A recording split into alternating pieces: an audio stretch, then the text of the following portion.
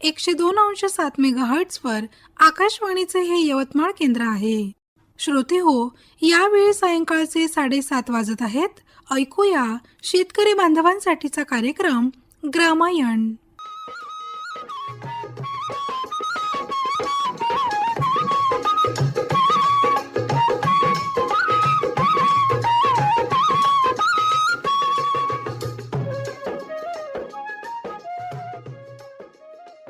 शेतकरी बंधू भगिनींनो, नमस्कार. ग्रामायण या आपल्या खास कार्यक्रमात आपणा सर्वांचं मनपूर्वक स्वागत आणि सोबतच भावना कांबळेचा सस्नेह नमस्कार.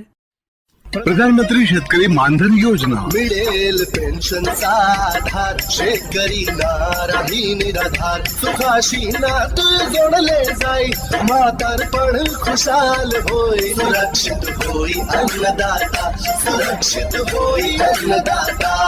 प्रधानमंत्री शेतकरी मानधन योजनेनं लघु आणि सीमांत शेतकऱ्यांचं भविष्य होईल सुरक्षित. आणि 60 वर्ष वयापासून 3,000 रुपयांची मासिक पेन्शन होईल सुनिश्चित. 55 रुपये ते 200 रुपयापर्यंत मासिक हप्ता देऊन प्रवेश करू शकतात 18 ते 40 वर्ष वयाचे शेतकरी. या अंशदायी योजनेत सरकार देईल बरोबरीचे योगदान. सर्व शेतकरी बंधू भगिनींनी या योजनेच्या लाभाकरिता जनसेवा केंद्रात जावे आणि आपले निशुल्क नोंदणीकरण करावे. प्रधानमंत्री शेतकरी मानधन योजना, अन्नदात्याच्या परिश्रमाचा आधार, पेन्शननं त्याचं भविष्य सुरक्षित साकार. कृषी आणि शेतकरी कल्याण मंत्रालयातर्फे जनहितार्थ जारी.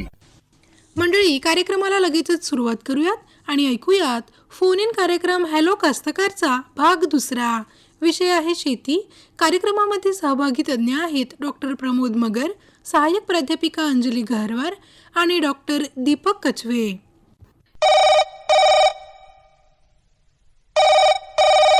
फोन इन कार्यक्रम हॅलो कास्तकार. नमस्कार मॅडम. नमस्कार दादा, बोला. काय नाव आपलं? मी घाटंजीवरून सुरेश कुमार पुट्टजवार बोलत आहे मॅडम. सुरेश कुमार पुट्टजवार. हो मॅडम. बर, बोला. तर भावनाताई कांबळेच बोलता ना? हो, मी भावनाताई कांबळेच बोलते. तर मला हे प्रश्न विचारायचा की बा 1 एकर मध्ये पोपटी लावायची आहे, तर त्याच्यासाठी नेमकं कोणत्या प्रकारचं बियाणं तयार करावं लागते? म्हणजे कसं आहे, आता आम्ही आता पहिल्यांदाच शेती करत आहे आणि मक्त्यानं करत आहे मॅडम. अच्छा, पहिल्यांदाच करताय आणि मक्त्यानं करतात. बर. हा, मक्त्यानं. आता तर ठीक आहे सुरेश कुमारजी. आणि दुसरा एक प्रश्न विचारायचा होता मॅडम. बोलू का? बोला बोला. समजा माती परीक्षण करायचं असेल शेतकऱ्यांना, बर, तर याच्याबद्दल काय सांगाल? नक्कीच नक्कीच. तुमच्या या दोनही प्रश्नांचं उत्तर सांगतायत आमच्या तज्ज्ञ गहरवार मॅडम. ऐका त्यांच्याकडनं. हा, नमस्कार भाऊ. हा, नमस्कार मॅडम. तुम्हाला पपई लावायची आहे आणि त्यावेळी याही वेळेला तुम्ही म्हणजे कसं की दुसऱ्याच्या जमिनीवर लावताय, बरोबर आहे? हो हो हो.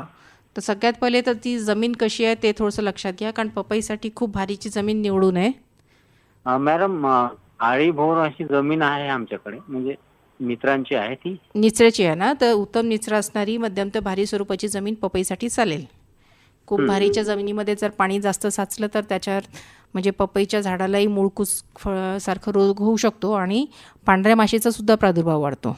तर त्याच्यामुळे जमीन निवड ही सगळ्यात महत्त्वाची आहे. आणि जमीन निवड नंतर मग आपल्याला जी पपई लावायची त्याचं वाण निवडायचं, बरोबर आहे? आता साधारणपणे मार्केटमध्ये जे वाण आहे ते वेगवेगळ्या कंपनीचे आहेत. तर त्याच्यातही तुम्हाला सगळ्यात पहिले तर पपई जर लावायची असेल तर बियाणं विकत घेऊन त्याची रोपं तयार करणं आवश्यक आहे.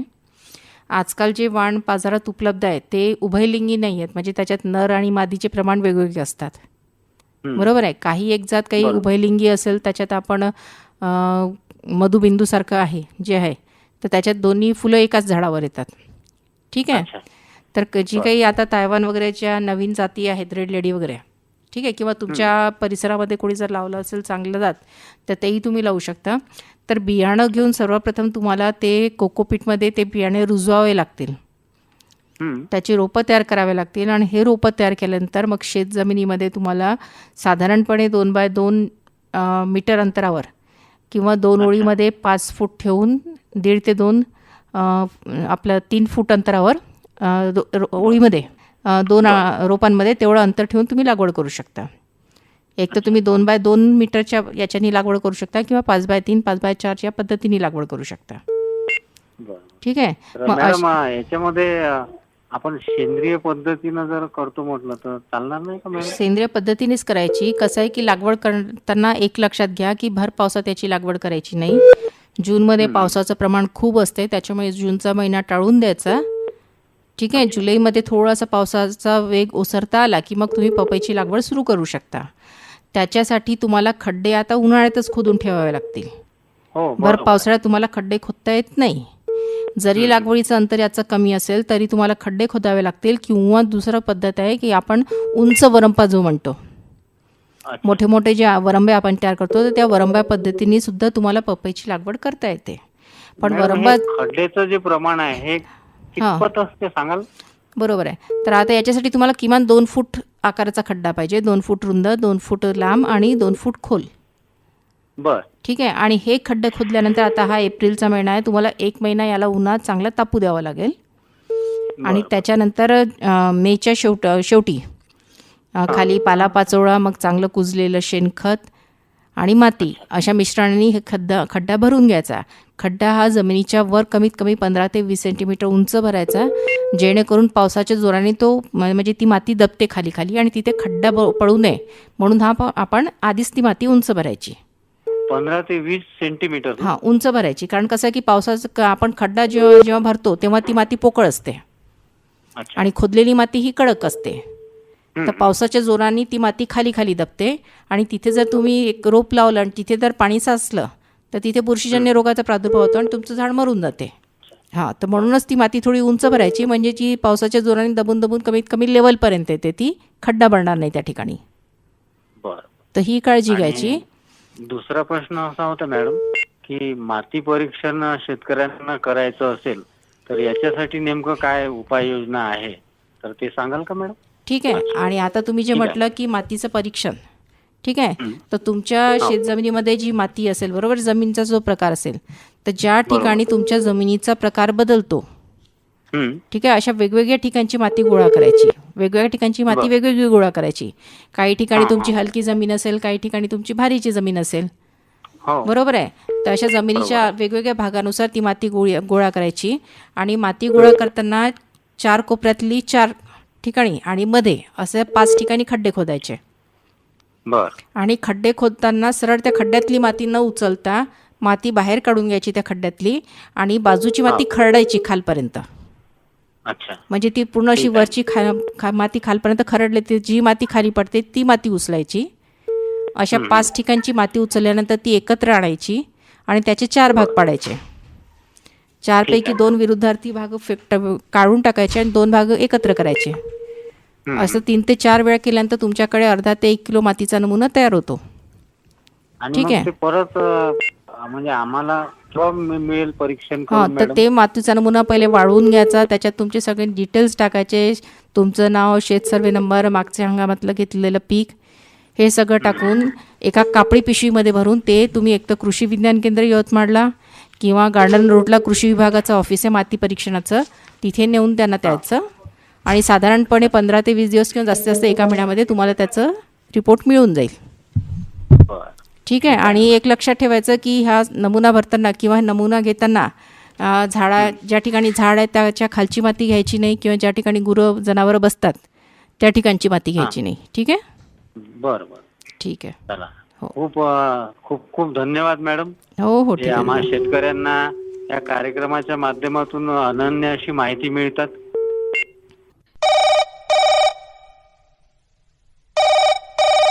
फोन इन कार्यक्रम हॅलो कास्तकार. नमस्कार जी मॅडम, नमस्कार. नमस्कार, कोण बोलताय? हा, मी वाडोला खुर्दवरून किशन कुंबरे बोलत. किशन कुमरे. हा, तालुका केळापूर, जिल्हा यवतमाळतून. बरं बरं कुमरेजी, आज आपण हॅलो कास्तकारला फोन लावलाय. हॅलो का? हो ताई, हॅलो कास्तकारलाच फोन लावला मी. आणि शेतीचे कालचे कार्यक्रम, मी सकाळच्या सदरातले कार्यक्रम ऐकतो बरं. आणि त्याच्यातून बरीचशी काही माहिती मिळते आपल्याला. हो हो, आम्ही शेतकऱ्यांसाठीच ती माहिती प्रसारित करत असतो. बरं बोला, आज शेतीविषयक प्रश्न विचारायचे आहेत आपल्याला, बोला. हो, तर माझा एक प्रश्न होता. हं. जे कपाशीवर जे बोंडअळीचा जे प्रादुर्भाव आहे तो आता यायला लागला. गेल्या 2-3 वर्षापासून आम्ही पाहून राहिलो की तर याच्यावर म्हणजे काय असा उपाय आहे की म्हणजे कपाशीवर थोडस नियंत्रण होईल आणि त्याचा आम्हाला थोडस शेतकऱ्यांना थोडस तज्ञांकडून माहिती मिळाली तर फार छान होईल. हो हो अगदीच बरोबर. पण कपाशीचं पीक तर केव्हाचं निघालंय ना आता. आता आपण खरीपाची तयारी करणार काही दिवसांनी. बरं बरं ठीक आहे कुमरेजी, तुमच्या प्रश्नाचं उत्तर देत आहेत आमच्या तज्ज्ञ गहरवार मॅडम. ऐका त्यांच्याकडनं. हां नमस्कार भाऊ. नमस्कार जी हां मॅडम. तुम्ही जे प्रश्न विचारला आहे की सारख्या 2-4 वर्षापासून आपल्या पराठीवर बोंडअळीचा प्रादुर्भाव जाणवत आहे आपल्याला. हो त्याच्याही 2-4 वर्ष आधीचं 1 वर्ष असं गेलं होतं की त्याच्यात गुलाबी बोंडअळीचं प्रमाण खूप वाढलं होतं. हो तेव्हा आपण सगळ्या शेतकऱ्यांना सांगितलं होतं की आपण कमी कालावधीत येणाऱ्या बीटी वाण घ्यावं. हो बरोबर आहे, जेणेकरून आपल्याला ते डिसेंबरपर्यंत काढता येईल. हो जानेवारीपर्यंत आपलं रान रिकामी व्हायला पाहिजे, म्हणजे त्याची जी कोशावस्था असते म्हणजे ते नंतरचं पुढची जी काही असते पिढी ती नष्ट होईल. हो बरोबर. पण ज्या ज्या ठिकाणी हा प्रयत्न म्हणजे राबवला गेला त्या त्या ठिकाणी आपण बऱ्यापैकी बोंडअळीवर नियंत्रण मिळवलेलं आहे. हो नाही काही शेतकऱ्याचं असं म्हणणं पडलं की आपण खूप काही आपण जेव्हा ओलीत करतो आणि ते मग पाणी जास्त जाते त्याच्यामुळे अशी चर्चा करतात शेतकरी. हे खरं का ते म्हणजे जास्त पाण्यानं बोंडअळी येऊ शकते असं आहे का? नाही नाही नाही, जास्त पाण्याने बोंडअळी येत असं नाही आहे. बरोबर. हां, त्याच्यात त्या पाण्याचा आणि याचा संबंध नाही आहे. आणि सहसा आपल्याकडे आता एवढं पाणी नाही आहे, फक्त पावसाळ्याचा जो काळ असतो हा वरचं जे पाऊस पडतं ते जर जमिनीत साचलं तर त्या पावसाचा निचरा व्हायला पाहिजे.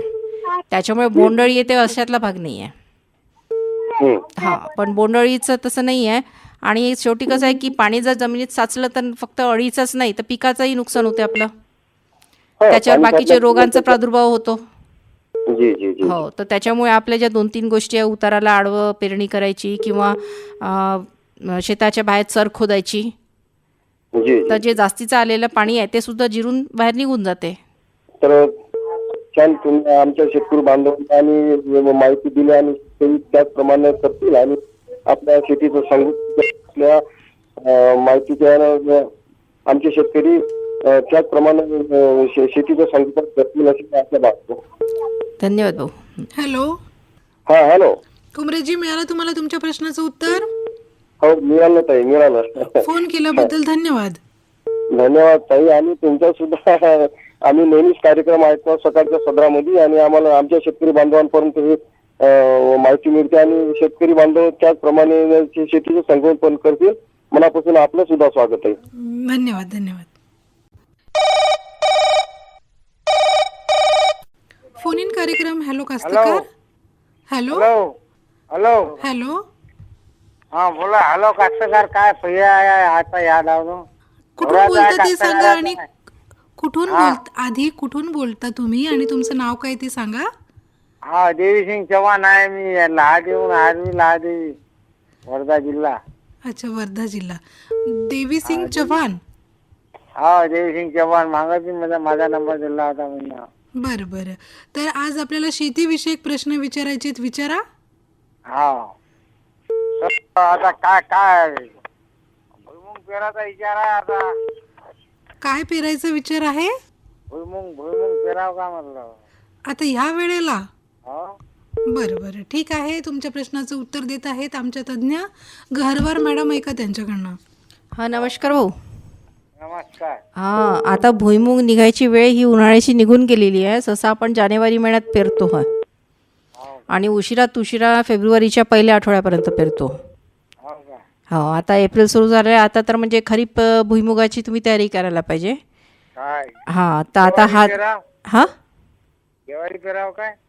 ज्वारी खरं म्हणजे आता कसं आहे की प्रत्येकाची वेळ निघून गेलेली आहे. हो का. हां, तुम्ही कळब्यासाठी पेरू शकता. हो का. हो, आणि हा जो महिना आता एप्रिल मे हा म्हणजे जमिनीची खोल नांगरटी करून मशागत करून ठेवायचा आहे, जेणेकरून खरीपमध्ये तुमच्या पिकाला किडींचा किंवा रोगाचा प्रादुर्भाव होणार नाही. हो का. हो, या व्यतिरिक्त तुम्ही जर भाजी पिकं घेत असाल तर भाजी पिकं घेऊ शकता तुम्ही.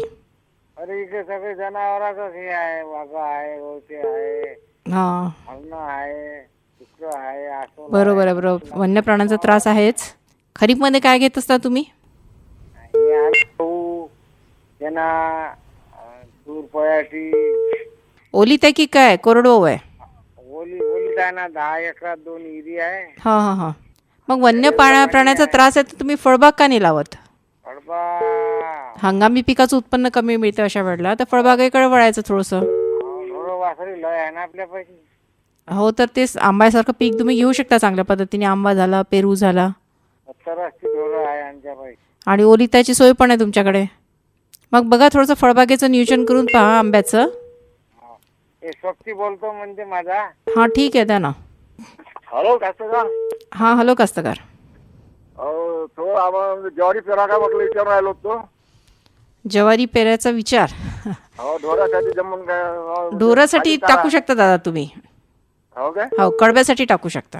आम्ही लाजी मुरायलो विठ्ठलराव खाते मुरायलो मी. हां हां हां.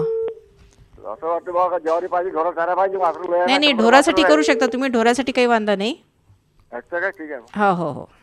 त्यामुळे वगैरे वासरू भरपूर आहे ना. ढोरं म्हटलं लय भरपूर आहे, तर चारा येईन का बा? नाही, चारा काढू शकता ना तुम्ही. हो ठीक आहे, मग त्यासाठी मुरायलो मी. हो हो हो. त्याला काही फवारे वगैरे करायला काय म्हटलं? नाही, कडब्यासाठी करताय तर फवारे कशाला करता मग तुम्ही? नाही काय, असं टाकायचं डायरेक्ट. हो हो, कारण शेवटी ते ढोरं खातात ना. पाणी किती द्यावं लागेल त्याला मॅडम? पाणी जमिनीचा मगदूर पाहून थोडंसं 8-10 दिवसांनी द्या. हो का? जमिनीची ओल तुटली की ते हलकं ओलीत करायचं. अच्छा. आणि संध्याकाळच्या वेळेला ओलीत करायचं. नाही तसं आमच्या भरपूर ओल आता जमीन भरपूर ओल आहे. अच्छा. हो, तसं काही नाही म्हणा, आता ओल चालू आहे. हां हां हां. वरून 5 दिवस माणूस. हां, ठीक आहे ना. स्प्रिंकलरनी देता येईल सुरुवातीला, तर स्प्रिंकलरनी द्या. ठीक आहे ना. हो. आमच्याकडे भरपूर पाऊस झाला आता 8-10 दिवसात. हां, तो अवकाळी पाऊस होता ना, बरोबर आहे. हो हो हो हो हो. ठीक आहे मॅडम, मग हो हो, ठीक आहे. हॅलो. हॅलो जी मॅडम जी. हां, नमस्कार भाऊ. हॅलो. हां, बोला. हॅलो. हां, हॅलो, बोला म्हटलं. आमचे नाव ना FM मध्ये बघायचे. हो हो, तुम्ही जे प्रश्न विचारले आहेत तुमची सगळ्यांची नावं येतील. ठीक आहे. ठीक आहे. फोन केल्याबद्दल धन्यवाद. फोन इन कार्यक्रम हॅलो कास्तकार. हा नमस्कार. नमस्कार, बोला. नमस्कार मॅडम जी. नमस्कार दादा. मी सुरेश गुजर, मुक्काम कोल्हे, तालुका बाबुळगाव, जिल्हा यवतमाळ इथून बोलतो. बोला गुजरजी. आज आपल्याला शेतीविषयक प्रश्न विचारायचे आहेत, विचारा. शेतीविषयी आहे ना? हो हो. तर मी म्हटलं असा प्रश्न होता माझा. आता पावसाळ्यात काही धान्याला कीड लागू नये, बर. हां, त्यासाठी म्हणजे धान्य साठवणूक कशी करायची? अच्छा. साठवणुकीमध्ये कीड नको लागायला यासाठी काय करावं? हो हो हो. पावसाळ्यात धान्याला कीड लागते, बर. ओलसरपणा असते तर. दादा नमस्कार. तर आपला प्रश्न होता की जे साठवलेलं धान्य आहे ते पावसाळ्यामध्ये आपल्याला कसं सुरक्षित ठेवता येईल किंवा कसं साठवून ठेवता येईल. तर त्या अनुषंगानं धान्य किंवा बियाणं आपल्याला साठवण्यासाठी सगळ्यात महत्त्वाचं आहे की आपल्याला 5 सूत्रांचा तिथं अवलंब करावा लागतो. तर पहिलं सूत्र काय आहे, तर बियाणं हे उन्हामध्ये वाळवून तो जो ओलावा आहे तो आपला 8% कमी असला पाहिजे, आणि ते साठवताना आपण हवेशीर साठवलेलं पाहिजे. आणि जे बियाणं आपण साठवणार आहेत, तर दुसरा त्याचा सूत्र काय, तर बांबू किंवा पॉलिथिनच्या तळवटाचा आपण वापर करायला पाहिजे, जेणेकरून त्या धान्याचा प्रत्यक्ष संपर्क हा ओलाव्याशी येणार नाही. त्यानंतर तिसरं सूत्र आहे की धान्य साठवणुकीसाठी आधुनिक हवाबंद ज्या कोट्या आहेत त्यांचा वापर आपण केला पाहिजे, जेणेकरून जर अशा आपण ज्या शिफारशीत आधुनिक ज्या हवाबंद कोठ्या आहेत त्यामुळे सुद्धा आपल्याला या साठवलेल्या धान्याचं संरक्षण आपल्याला तिथं करता येतं. त्यानंतर कीड नियंत्रणासाठी आपण धुरीजन्य कीटकनाशकांचा वापर तिथे करायला हवा. आणि 5वं सूत्र जे आहे, तर आपण जे अन्नधान्य जे आपण साठवून ठेवतो त्याचं बरंचसं नुकसान हे उंदरांमुळं सुद्धा होत असतं. त्यामुळं उंदरांसाठी सुद्धा आपण योग्य ती व्यवस्थापन पद्धती तिथे अवलंबली तर आपल्याला अशा पद्धतीनं सुरक्षित आपलं धान्य हे तिथे साठवता येतं. आता जसं आपण विचारलं की हे धान्य पावसाळ्यामध्ये विशेष करून आपल्याला साठवून ठेवायचं तेव्हापर्यंत, तर जे साठवलेलं तृणधान्य आहे, बियाणं आहे, कडधान्य आहेत, भरड धान्य आहेत, काही सुकामेवा आहे किंवा इतर मसाले किंवा तेल बियाणे जे आहेत, यांसाठी ॲल्युमिनियम फॉस्फाईड 56% याच्या 3 ग्रॅमच्या टॅबलेट बाजारामध्ये उपलब्ध आहेत. आणि ह्या 3 ग्रॅमच्या टॅबलेट किंवा 10 ग्रॅमचं पाऊच या पद्धतीनं आपण धान्य आपण साठवणार आहोत त्याची सुरक्षा या किडींपासून करण्याच्या दृष्टिकोनातून आपल्याला वापर करता येईल. आणि हे जे साठवलेले तृणधान्य, बियाणं, कडधान्य किंवा भरड धान्य आहे, यावर कोणकोणत्या साठवणुकीतील किडी येतात, तर त्यामध्ये सोंडे असतात, काही टोके असतात, काही खापरा भुंगा असतो, पिठातील तांबडा भुंगा असतो, दातेरी पिठाचे भुंगे असतात, सिगारेटच्या आकाराचे काही भुंगे असतात, काही द्विदल धान्यावरील भुंगेरा असतात, काही कॅडल भुंगेरा आपण म्हणतो, काही ड्रग स्टोअर भुंगेरा आपण म्हणतो. तर असे निरनिराळे साठवणुकीतील किडी आपल्याला त्या ठिकाणी पाहायला मिळतात. तर एकंदरीतच प्रत्येकी 3 ग्रॅमच्या 3 गोळ्या प्रति टन किंवा 150 ग्रॅम प्रति 100 घनमीटर या क्षेत्रफळाच्या दृष्टिकोनातून आपण तिथे वापरू शकतो. त्यानंतर 10 ग्रॅम पाऊच प्रति 1 टन धान्य या पद्धतीनं आपल्याला या साठवणुकीमध्ये या ॲल्युमिनियम फॉस्फाईड या धुरीजन्य कीटकनाशकाचा तिथे वापर करता येईल. आता मी हे ॲल्युमिनियम फॉस्फाईड नावाचं जे कीटकनाशक सांगितलं, हे अतिशय विषारी कीटकनाशक आहे. त्यामुळं या कीटकनाशकाचा वापर करत असताना आपण धुरीकरण करत असताना योग्य ती काळजी घेतली पाहिजे. त्यामध्ये सोंडे किडीकरता जर आपल्याला धुरीकरण करायचं असेल तर त्याचा कालावधी हा किमान 5 दिवसांचा असतो. तेच जर आपण खापरा भुंगेरासाठी जर धुरीकरण करतो म्हटलं तर 7 दिवसांपर्यंत आपल्याला त्याचं धुरीकरण करावं लागतं. आणि हेच धुरीकरण करत असताना हवेशीर एक प्रतीक्षा कालावधीसुद्धा आपल्याला करावा लागतो. त्यामध्ये पॉलिथिन विरहित पॅकिंग वस्तू करता 1 तास हवेशीर आपण ठेवत असतो. नंतर 6 ते 8 तासाकरता संपूर्ण आपण त्याला हवेशीर ठेवत असतो. आता पॉलिथिन पॅकिंग वस्तू किंवा धान्याकरता किमान 48 तासाचा हवेशीर कालावधी आपल्याला तिथे ठेवावा लागतो. दोन्ही पॅकिंगच्या बाबतीमध्ये जर आपण बघितलं तर साठवलेलं धान्य बाहेर काढण्याकरिता 48 तासाचा प्रतीक्षा कालावधी पाळावा लागतो. म्हणजे या कीटकनाशकाचं जर आपण धुरीकरण केलं तर ह्या गोष्टी प्रतीक्षा कालावधी हा आपल्याला काटेकोरपणे तिथे पाळावा लागतो. पोत्यामधील धान्य साठ्याकरिता 15 दिवसाचा प्रतीक्षा कालावधी पाळण्याची शिफारस केलेली आहे. जर आपलं धान्य हे जर आपण पोत्यामध्ये साठवलेलं असेल तर त्यासाठी 15 दिवसांचा प्रतीक्षा कालावधी हा उपचारानंतर आपल्याला तिथे पाळावा लागतो. अन्यथा त्याच्यातून आपल्याला विषबाधासारखं सुद्धा तिथे प्रकार घडू शकतात. तर एकंदरीतच साठवणुकीतील धान्य हे आपल्याला किडींपासून संरक्षित ठेवण्याच्या दृष्टिकोनातून आपण अशा पद्धतीनं धुरीकरण करू शकतो. त्यामध्ये बऱ्याच वेळेला दुसरे पण पर्याय आपल्याकडे आहेत. त्यामध्ये इथिलीन डायक्लोराईड प्लस कार्बन टेट्राक्लोराईड 3:1 मिश्रणसुद्धा आपण तिथे वापरू शकतो. तर तज्ज्ञांच्या सल्ल्यानुसार आपण ते वापरण्याची पद्धत समजून आपण त्याचा वापर तिथे करायला हवा.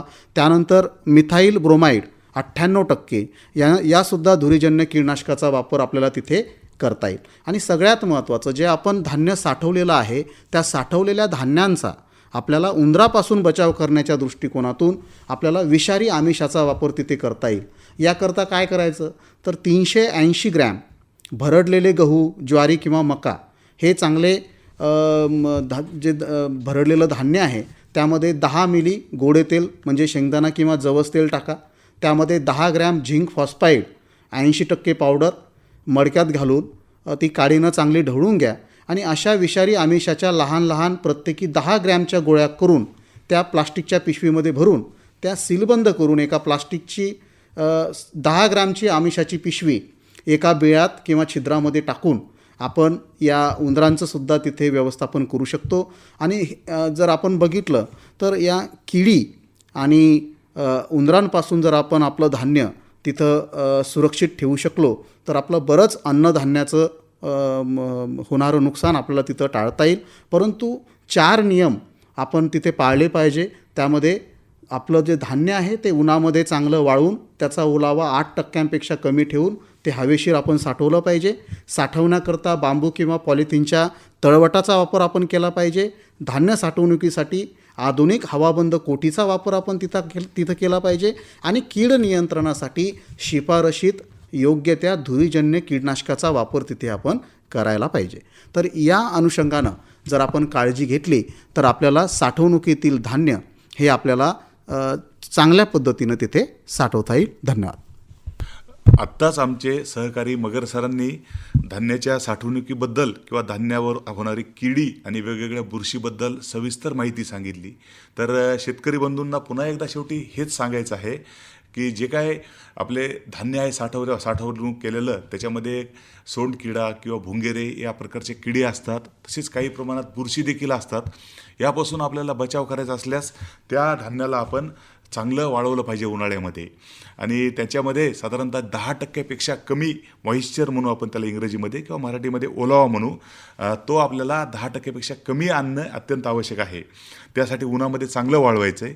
जर पावसाळ्यात किंवा इतर सीझनमध्ये आपल्याला ऊन नसेल तर त्यावेळेला आपल्याला कृत्रिम ड्रायर्स देखील बाजारामध्ये उपलब्ध असतात. त्यामध्ये विशिष्ट तापमानाला ते धान्य जातं आहे आणि धान्याची जे काही मॉइश्चर किंवा ओलावा असतो तो आपल्याला कमी करता येतो. सोबतच आपल्याला आपण जे काही धान्य साठवत असतो त्या घराचे दरवाजे, भिंती, खिडक्या किंवा वेगवेगळ्या छोट्या मोठ्या फटी किंवा आपले जे काही रिकामे जुनी पोत्या असतात यामध्ये देखील त्या किडींचे वेगवेगळे अंश जिवंत असतात. तर अशा आपल्याला जर काही अशा जागा असतील तर त्या जागेवर आपण मॅलेथिओन नावाचं जे काही औषध आहे कीटकनाशक, या कीटकनाशकाची आपण फवारणी करू शकतो या जागेवर आणि त्या जागेला निर्जंतुक करू शकतो. तर शेवटी शेतकरी बंधूंनी जसं धान्य चांगलं तापून त्यामध्ये कमीत कमी ओलावा ठेवून ते साठवावे, तसेच धान्य साठवण्यासाठी जे काय आपण पोती किंवा जे काय आपले कोठ्या आहेत त्याचा कुठलाही ओलाव्याशी संबंध नाही आला पाहिजे किंवा जमिनीशी संबंध नाही आला पाहिजे म्हणून त्याखाली आपण पाट देखील ठेवू शकतो. काही धान्याला आपण तेल देखील लावून साठवण करत असतो. तसेच काही धान्यामध्ये आपण कडुलिंबाचा वाळलेला पाला किंवा पानं किंवा लाल मिरची किंवा हिंगाचा वापर करून देखील आपण त्या धान्य साठवून करू शकतो. कारण आपण उत्पादन केलेल्या धान्यावर देखील या अशा पद्धतीने आपल्याला साठवणूक करताना काळजी घ्यायची आहे, अन्यथा आपण एवढं उत्पादन केलेलं वेस्टेज जाण्याची शक्यता असते. धन्यवाद.